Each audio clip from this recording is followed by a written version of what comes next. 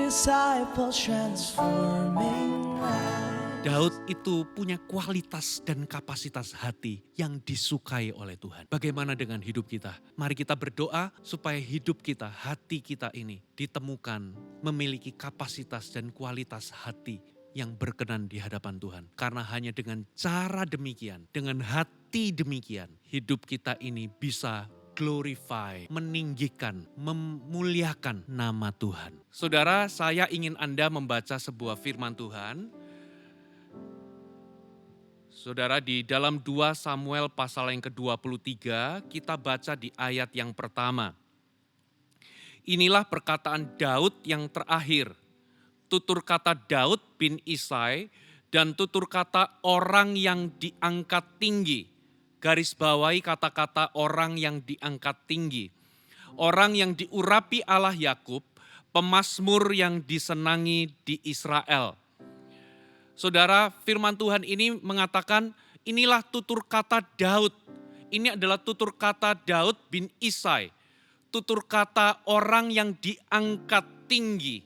Orang yang diurapi Allah. Pemazmur yang disenangi di Israel. Saudara, Daud itu di hadapan Tuhan itu dikatakan sebagai orang yang diangkat tinggi. Dalam terjemahan yang lain, versi yang lain dikatakan, inilah kata-kata terakhir dari Daud, perkataan Daud putra Isai, perkataan dari seorang yang ditinggikan Tuhan. Orang urapan Allah Yakub, pemazmur ulung lagu-lagu Israel. Saudara, Daud itu dikatakan orang yang diangkat tinggi oleh Tuhan, orang yang ditinggikan Tuhan. Pertanyaannya, kenapa Daud itu bisa sedemikian rupa itu ditinggikan oleh Tuhan? Jawabannya sederhana, saudara. Karena Daud itu punya hati yang berkenan di hadapan Tuhan. Daud itu memiliki hati yang menarik di hadapan Tuhan. Tuhan itu suka sama hatinya Daud.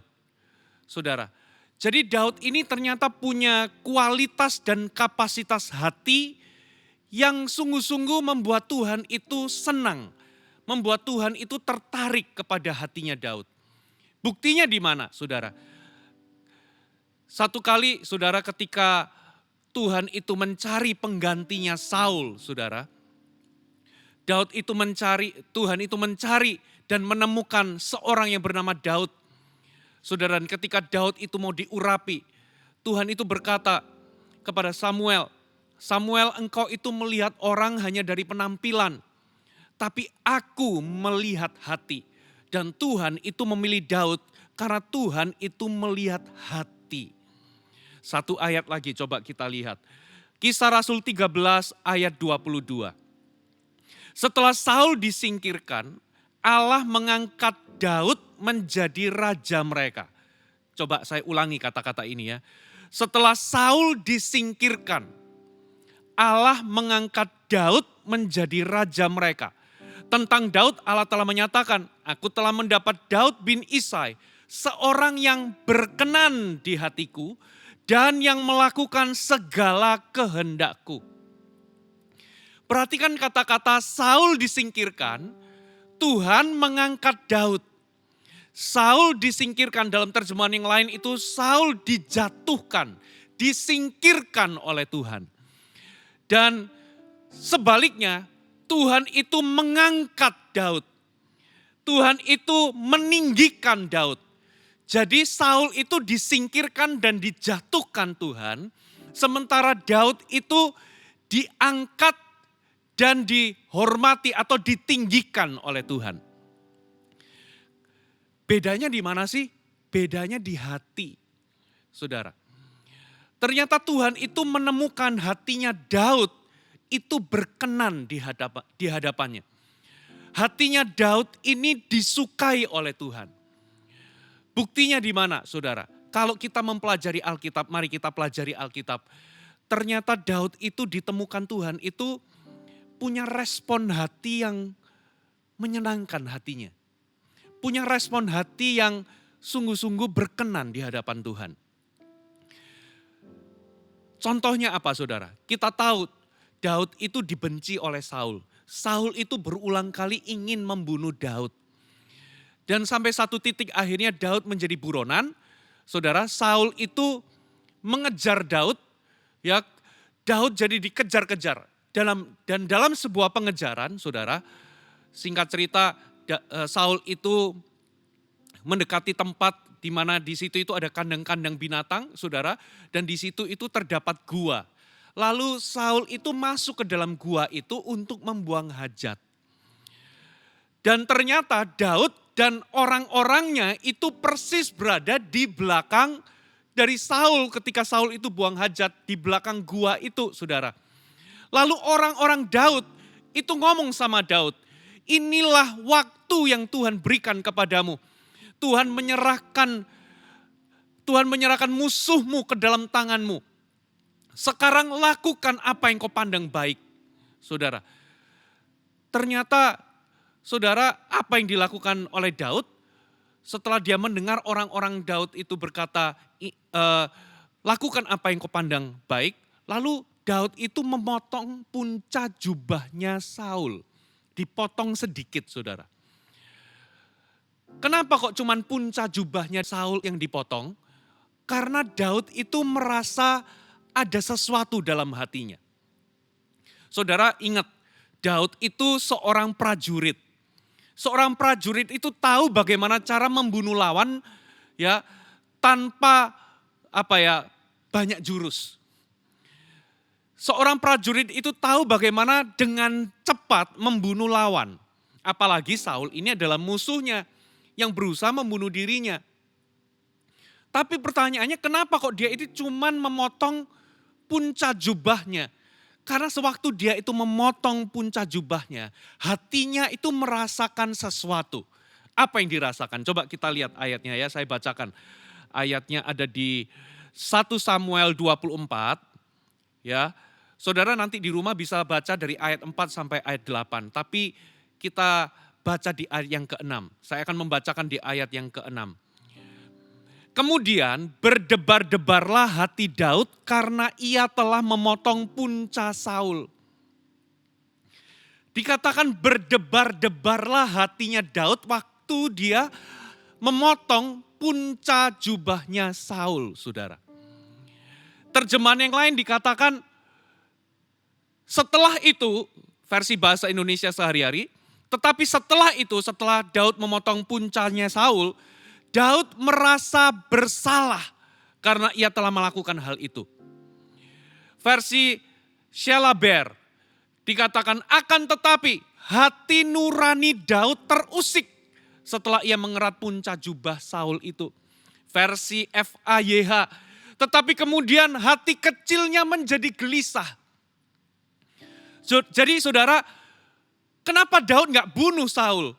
Tapi alih-alih malah memotong punca jubahnya Saul. Dan setelah memotong punca jubahnya Saul, hatinya berdebar-debar. Hati nuraninya itu terusik.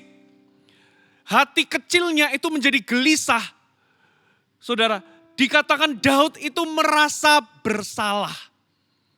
Nah disinilah saudara, ternyata Tuhan itu menemukan, saudara, hatinya Daud itu masih mencari perkenanan Tuhan. Dia itu masih mengejar perkenanan Tuhan, saudara. Di dalam situasi seperti itu banyak orang langsung bunuh. Hati nuraninya menjadi tumpul. Kenapa saudara? Karena berkali-kali Saul itu ingin membunuh Daud. Pasti Daud itu juga merasa jengkel. Pasti Daud itu juga merasa ada kebencian, ingin membalas. Dan ketika ada kesempatan dan Tuhan itu yang setting kesempatan itu saudara. Berarti Tuhan itu menguji Daud. Ternyata hatinya Daud itu ditemukan, hati nuraninya masih tajam. Hati nuraninya tidak menjadi kebal, tidak menjadi tumpul. Dia itu masih bisa membedakan mana yang baik dan mana yang benar, saudara. Jadi hati nuraninya itu masih menyala, saudara. Makanya lalu dia bilang begini saudara kepada orang-orangnya. Dia bilang begini, ayat yang ke-7. Berkatalah ia kepada orang-orangnya, dijauhkan Tuhanlah kiranya daripadaku untuk melakukan hal demikian kepada Tuanku. Kepada orang yang diurapi Tuhan, yakni menjamah dia sebab dialah orang yang diurapi Tuhan. Dia ngomong dijauhkan hal ini. Dijauhkan aku melakukan perbuatan ini kepada Tuanku, kepada otoritas di atasnya. Saudara, dijauhkan kiranya hal ini daripadaku sebab dia adalah orang yang diurapi Tuhan. Dijauhkan tanganku menjamah orang yang diurapi Tuhan. Saudara, responnya terhadap otoritas di atasnya, itu hatinya itu benar. Saudara. Dan ternyata saudara, ini bukan cuman satu kesempatan saudara. Ternyata ada 2 kesempatan untuk membunuh Saul saudara. Dalam 2 pasal berikutnya kita menemukan ketika Saul itu berusaha mengejar Daud.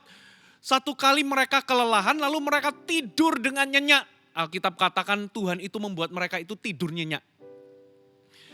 Ya, sehingga Saul itu tidur, di sebelah-sebelahnya itu ada jenderalnya dan pasukan-pasukannya juga tertidur. Lalu tombaknya Saul itu tertancap persis di sebelahnya kepalanya Saul. Lalu Daud dan orang-orangnya itu muncul. Lalu Abisai itu salah satu jenderalnya Daud, saudara. Abisai, salah satu panglima perangnya Raja Daud. Daud waktu itu belum jadi raja ya. Ya, berkata demikian saudara. Ini adalah kesempatan yang Tuhan berikan kepadamu. Ini adalah kesempatan engkau, Tuhan itu menyerahkan kepadamu musuhmu. Tuhan menyerahkan Saul ke dalam tanganmu. Izinkan aku menancapkan tombak ini 1 kali tikam aja, gak perlu 2 kali. Lalu engkau bisa jadi raja. Saudara, tahu gak? Kembali lagi jawaban Daud adalah dia mencegah orang-orangnya untuk melakukan sesuatu kepada Saul. Dia ngomong, jangan jamah orang yang diurapi Tuhan. Gak ada orang yang menjamah orang yang diurapi Tuhan dan luput daripada hukuman. Ya, kalau memang dia itu salah, Tuhan pasti akan turun tangan sendiri untuk membunuh Saul. Tapi itu gak akan lewat tangan kita, saudara. Itu responnya Daud. Hatinya Daud itu seharusnya dia itu bisa bunuh Saul, dia langsung jadi raja. Menggantikan Saul, tapi dia serahkan itu bukan dengan caranya sendiri, dengan pikirannya sendiri, tapi dia serahkan itu ke tangan Tuhan. Daud mencegah dirinya dan orang-orangnya untuk menjamah orang yang diurapi Tuhan. Saudara, Saul itu memang salah loh saudara. Daud ini disalahi sama Saul. Saul itu sebetulnya layak. Karena dia memang salah. Saudara, beda cerita kalau Daud itu bersalah. Coba berapa banyak saudara dalam hubungan kita. Saudara, apalagi menyangkut dengan otoritas. Boro-boro misalnya otoritas kita salah. Orang kita sendiri yang salah ditegur sama otoritas, kita gosipin kok. Kita bunuh karakternya kok. Nah Daud ini luar biasa, Daud itu gak salah, otoritasnya yang salah, tapi dia sama sekali gak mau menjamah orang yang diurapi Tuhan. Itu loh hatinya Daud, saudara. Yang kedua, saudara, apa yang terjadi? Singkat cerita, saudara, kita mendengar akhirnya Saul dan Yonatan itu mati di medan perang. Lihatlah responnya Daud, saudara. Dikatakan saudara, Anda bisa baca di 2 Samuel 1 ayat 17-18. Daud itu menyanyikan nyanyian ratapan. Lalu menuliskan dan mengajarkan nyanyian itu kepada Bani Yehuda. Saudara, seharusnya kematiannya Saul dan Yonatan itu melegakan dia, membuat dia bersukacita. Musuhnya sudah mati dan dia bakal naik jadi raja. Harusnya dia pesta. Tapi yang terjadi adalah dia meratap, Daud meratap saudara. Dan Tuhan menemukan hatinya Daud itu waktu meratap, itu bukan pakai topeng, bukan palsu atau pura-pura. Tapi betul-betul Daud itu meratap saudara. Dan Tuhan melihat hatinya ini luar biasa. Lalu apa yang terjadi saudara? Saudara, singkat cerita Daud itu walaupun hatinya itu berkenan di hadapan Tuhan, tapi Daud itu bukan berarti gak pernah buat salah. Satu kali Daud itu berzina, saudara. Dan bukan hanya berzina dengan Batsyeba, tapi ia juga melakukan plot yang jahat untuk membunuh suami asli dari Batsyeba. Membunuh Uria. Dan gara-gara itu Tuhan marah, Tuhan mengutus Nabi Nathan untuk menegur, saudara. Menegur siapa? Menegur Daud. Tapi lihat respon tegurannya Nathan, respon Daud ketika dia ditegur oleh Nathan, saudara. Daud itu mengakui kesalahannya. Dia berkata, aku telah berdosa kepada Tuhan, titik. Nggak ada kata tetapi. Jadi betul-betul dia itu mengakui, dia tidak membela diri, dan dia, saudara, hatinya menjadi remuk. Ia datang kepada Tuhan dengan pertobatan dan penyesalan. Dan apa yang terjadi, saudara? Daud bertobat, saudara. Ini luar biasa. Saudara, tidak mudah bagi seorang penguasa, tidak mudah bagi seorang raja itu ditegur bahkan oleh nabi. Nggak mudah, saudara. Kalau Anda baca dalam kitab raja-raja, ada banyak nabi itu menegur raja Israel. Saudara, dan Anda bisa lihat tidak semua raja itu punya kapasitas hati ditegur sama nabi. Daud ini begitu ditegur, saudara, dia langsung tidak membela diri, dia mengakui, dia remuk, saudara, dia bertobat, dia merendahkan diri di hadapan Tuhan. Lalu dia menuliskan kisah pertobatan dia itu di dalam Mazmur yang kita bisa baca di dalam Mazmur 51. Coba kita baca ya. Sesungguhnya engkau berkenan, Mazmur 51 ayat 8. Sesungguhnya engkau berkenan akan kebenaran dalam batin. Dan dengan diam-diam engkau memberitahukan hikmat kepadaku. Jadi waktu dia ditegur, hatinya Daud itu gak salah. Itu yang namanya kebenaran dalam batin. Hatinya itu benar. Banyak orang ditegur, hatinya salah. Begitu hatinya salah, dia gak bisa mendapatkan hikmat daripada Tuhan. Banyak orang kalau ditegur, hatinya kalau salah, dia gak bisa mendapatkan hikmat di balik teguran itu. Maksud dari teguran itu apa? Makanya dia berkata, saudara, engkau berkenan akan kebenaran dalam batin. Tuhan itu berkenan kepada respon hati yang benar. Katakan amin, saudara. Karena ketika respon hati benar, saudara, ia akan mendapatkan hikmat.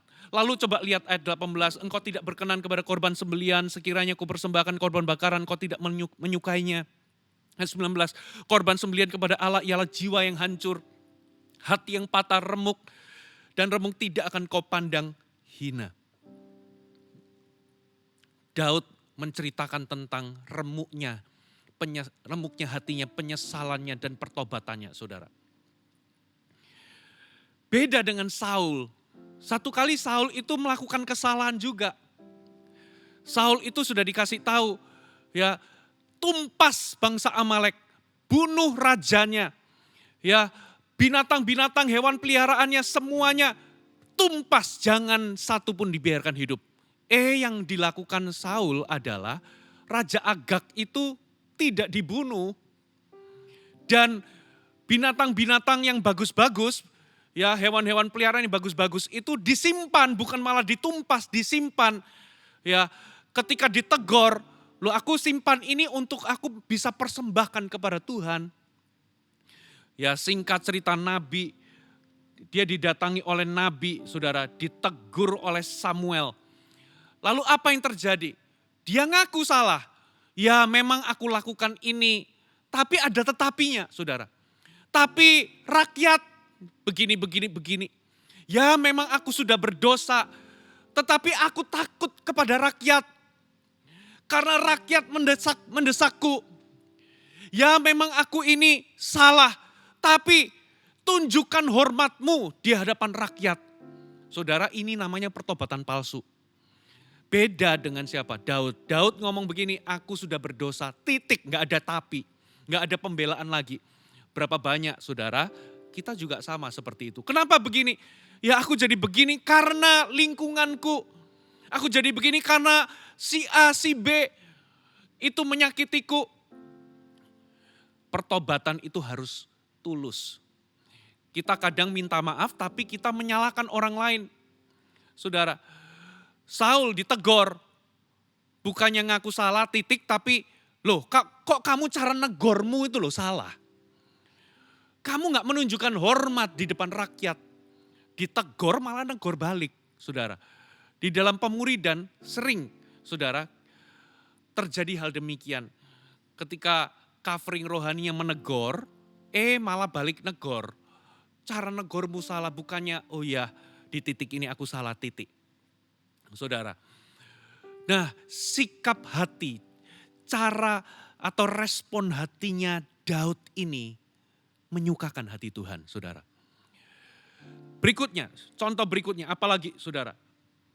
Ya waktu, jadi gara-gara Daud itu berdosa, berzina, ya dengan Batsyeba, Tuhan itu tegur keras, ya. Dan gara-gara Daud itu bertobat, Tuhan itu ngomong begini, kamu gak akan mati. Tapi ada konsekuensi-konsekuensi yang lain. Anak yang dikandung oleh Batsyeba itu pasti mati. Tulah itu akhirnya mendatangi anak itu. Ketika anak itu lahir, ternyata anak itu menjadi sakit, saudara. Lalu apa yang dilakukan oleh Daud? Daud itu merendahkan diri di hadapan Tuhan, memohon belas kasihan Tuhan. Dia itu berpuasa, saudara, betul-betul berpuasa, tidak berurap, dia itu gak makan dan dia itu tiarap atau semalam-malaman, saudara. Dia itu hanya berbaring di lantai. Itu selama beberapa hari, saudara. Dia menunjukkan bahwa dia merendahkan dirinya memohon belas kasihan kepada Tuhan. Di titik ini, saudara, ada banyak orang itu bukan melakukan yang Daud lakukan, saudara. Di titik ini, ketika dia memohon, biasanya kebanyakan orang itu akan mengeraskan hatinya, akan marah kepada Tuhan, akan menuding-nuding Tuhan, ya, menuduh Tuhan yang bukan-bukan, akan protes dan komplain kepada Tuhan, saudara. Tapi Daud ini beda. Ketika anaknya sakit, Daud itu bukan malah komplain, protes, bukan malah marah, menuding Tuhan, menuduh Tuhan yang bukan-bukan, tapi dia malah apa, saudara? Merendahkan diri, memohon belas kasihannya, karena dia tahu ini adalah akibat dari dosanya. Lalu apa yang terjadi, saudara? Dia berhari-hari, dia itu merendahkan diri, berpuasa sampai pegawai-pegawainya itu khawatir. Ya, beberapa kali ngecek Daud, pegawai-pegawainya itu khawatir. Lalu dalam sebuah momen, saudara, Raja Daud itu tanya kepada pegawainya, sudah matikah anak itu? Ternyata memang anak itu benar-benar mati. Dan Daud itu mendengar kabar bahwa anak itu mati. Daud itu bangkit berdiri, dia berurap, dia mandi maksudnya. Setelah mandi dia itu masuk ke ruang kudus, ke bait suci, lalu dia menyembah. Coba saya bacakan ya. Saudara. 2 Samuel 12 di ayat yang ke-20. Lalu Daud bangun dari lantai, ia mandi dan berurap dan bertukar pakaian. Ia masuk ke dalam rumah Tuhan dan sujud menyembah. Sesudah itu pulanglah ia ke rumahnya dan atas permintaannya dihidangkan kepadanya roti lalu ia makan. Dia sudah memohon, dia sudah berpuasa, dia berdoa supaya anak itu gak mati. Tuhan menunjukkan belas kasihannya, tapi sampai titik terakhir Tuhan tidak jawab doanya. Dan setelah dia dengar kabar bahwa Tuhan gak menjawab doanya dan anaknya tetap mati, ia bukannya marah, kecewa, dia bukannya kayak gini loh, aku udah berpuasa, aku tahu aku salah tapi aku udah berpuasa, aku udah merendahkan diri. Kenapa engkau begitu jahat Tuhan? Enggak gitu, dia enggak marah dan kecewa, saudara. Tuhan enggak menemukan hatinya Daud itu kecewa dan marah. Tapi ini yang dilakukan Daud. Dia mandi, ganti pakaian, lalu dia masuk ke rumah Tuhan. Dia malah menyembah, bukannya kecewa, malah menyembah. Saudara, Tuhan itu kenapa? Daud itu bukan orang sempurna. Tapi Daud itu punya kapasitas dan kualitas hati yang berkenan, yang disukai oleh Tuhan. Apalagi saudara, ini saudara, singkat cerita, efek dari dosanya Daud yang berzina dan membunuh Uria, efeknya itu sampai banyak saudara, efek karambolnya.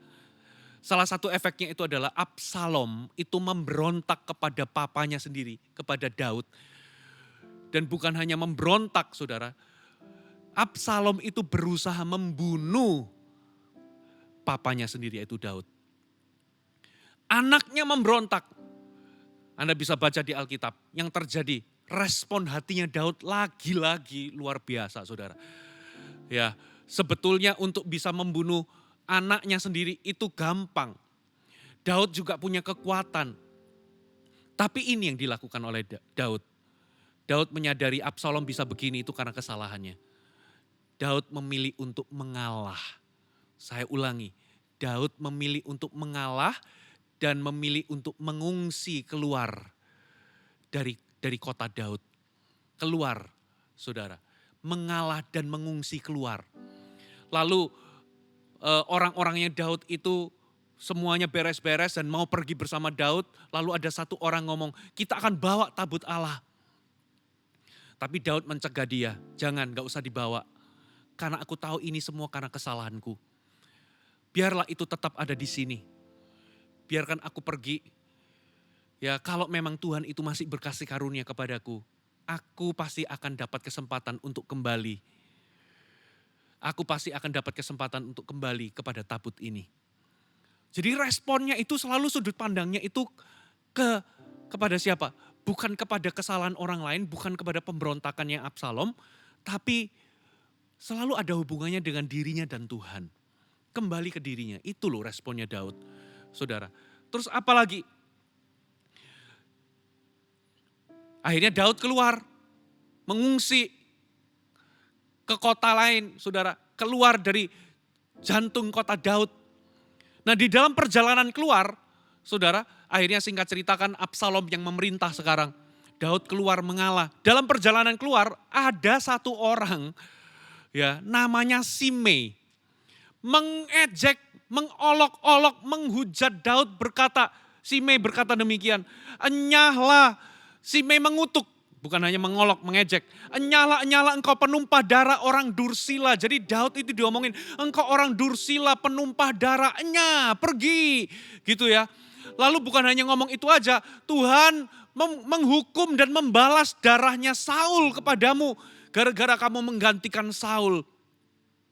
Ya, Tuhan menghukummu dan lain sebagainya. Tuhan mengangkat Absalom dan Tuhan menyingkirkanmu, menghukummu gara-gara Tuhan membalaskan darahnya Saul. Padahal kebenarannya Daud sama sekali tidak membunuh Saul, saudara. Jadi Simei itu terus mengutuk. Nah saudara, Abisai lagi-lagi, ini anak-anak Seruya, ini adalah panglima-panglima perangnya. Ya, suruh aku untuk penggal itu kepala. Suruh aku. Tapi Daud malah mencegah. Apa urusanmu? Biarkan dia mengutuk. Biarkan dia mengutuk. Itu orang luar, biarkan dia mengutuk. Sementara anakku sendiri aja mau bunuh aku. Ini semua karena kesalahanku. Biarkan, ini pasti kehendak Tuhan. Karena Tuhan itu ingin apa? Supaya aku terima ini semua. Saudara, lihat. Daud punya power enggak untuk bunuh Simei ini, saudara? Punya, saudara. Tapi Daud tidak melakukannya. Daud menyadari bahwa ini memang hukuman yang aku harus tanggung. Ini semua karena dosaku dan kesalahanku. Itu loh respon Daud, saudara. Dan singkat cerita, Absalom mati. Anda mau tahu responnya Daud ketika melihat anak-anaknya Absalom ini mati yang memberontak kepada ayahnya, kepada dirinya. Saudara, seharusnya respon papa kepada anak yang memberontak itu. Dan ketika anaknya itu mati pasti apa? Disyukurin, memang dasar kamu anak durhaka, kamu akhirnya dikutuk Tuhan. Ya, tahu rasa kamu. Ternyata Daud gak begitu. Daud itu menangisi Absalom dengan sangat sambil ngomong begini, anakku, andai aku bisa gantikan kamu mati. Karena Daud melihat ini semua gara-gara dosanya dia. Absalom anakku, andai aku yang mati, bukan kamu. Padahal Absalom itu jahat banget. Saudara, dia memberontak itu dengan cara yang di luar pikiran, saudara. Ya, Absalom itu bahkan mempermalukan Daud itu dengan meniduri istri-istri Daud, saudara. Ayahnya sendiri loh. Tapi coba lihat responnya Daud. Daud tidak mengutuk anaknya, tapi malah menangisi dan malah berharap harusnya aku yang bisa gantikan. Saudara, apalagi ketika Daud itu melakukan kesalahan di dalam sensus, dalam pasal-pasal berikutnya saudara. Daud itu melakukan kesalahan, mengadakan sensus. Alkitab menyatakan Daud itu dihasut oleh iblis untuk mengadakan sensus. Padahal orang-orang sekitarnya udah memperingati. Jangan. Kenapa saudara? Karena kitab Keluaran pasal yang sebentar ya saya cek. Keluaran pasal 30 ayat 12 itu ngomong begini. Apabila engkau menghitung jumlah orang Israel pada waktu mereka didaftarkan, maka haruslah mereka masing-masing mempersembahkan Tuhan uang pendamaian karena nyawanya pada waktu orang mendaftarkan mereka supaya jangan ada tulah di antara mereka pada waktu pendaftarannya itu. Kenapa kok Tuhan kasih aturan begitu? Karena ini bicara soal kepemilikan Tuhan atas umatnya. Sehingga kalau ada sensus itu harus seizin Tuhan. Kalau Tuhan gak perintahkan, gak boleh adakan sensus sembarangan. Dan ketika mengadakan sensus itu harus ada korban. Harus membayar uang penebus salah atas nyawanya. Harus ada korban. Berarti ini gak boleh sembarang dilakukan. Tuhan itu mau mengatakan bahwa umatku itu milikku.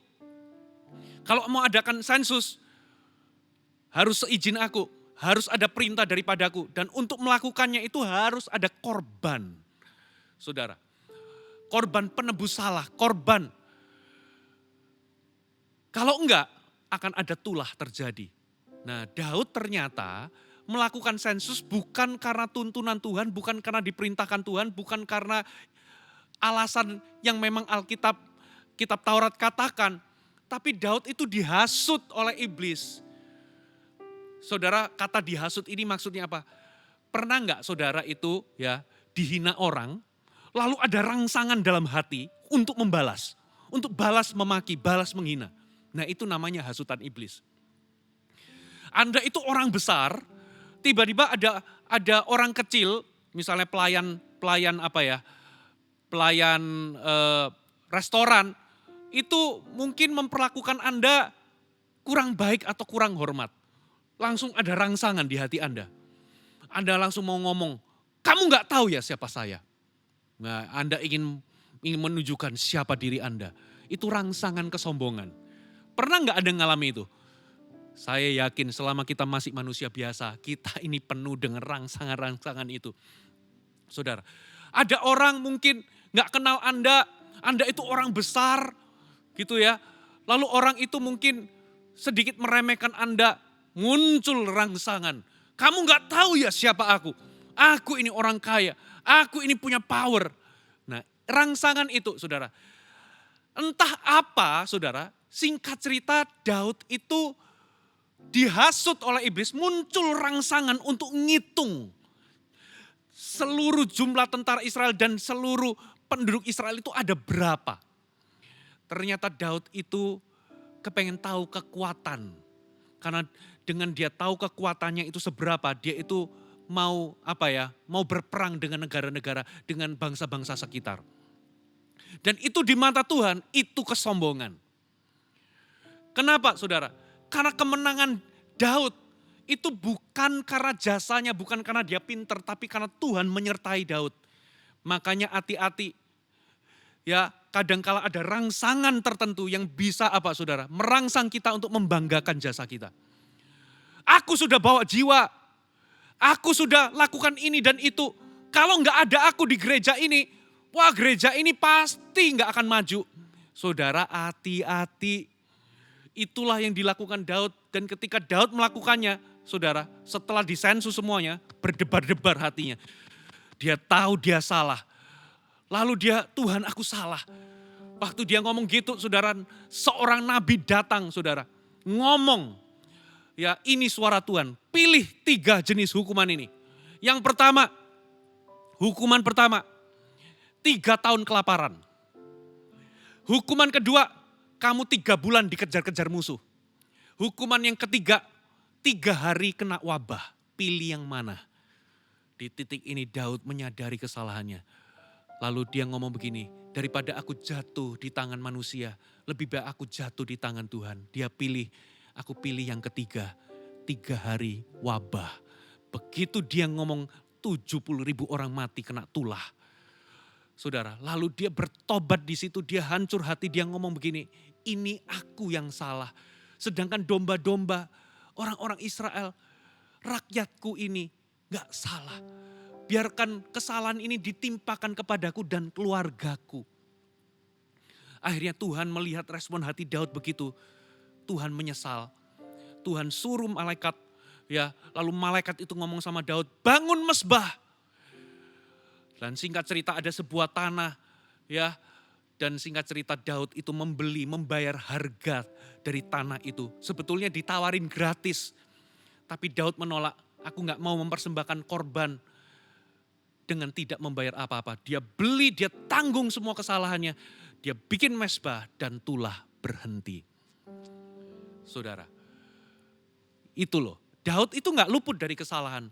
Tapi Daud itu selalu menunjukkan kualitas dan kapasitas hati yang berkenan di hadapan Tuhan. Saudara, yang terakhir saudara, yang terakhir ya. Yang terakhir, sebentar. Daud, singkat cerita ketika semuanya aman, saudara, ketika segala sesuatunya itu sudah tentram, gak ada peperangan, masuk masa kejayaan, Daud itu berpikir ingin membuat bait suci. Dia ingin membangun rumah Tuhan. Tapi apa yang terjadi? Seorang nabi datang dan berkata, Tuhan tidak mengizinkan kamu karena tanganmu penuh dengan darah. Lihat responnya Daud. Daud berespon ini saudara. Daud nurut.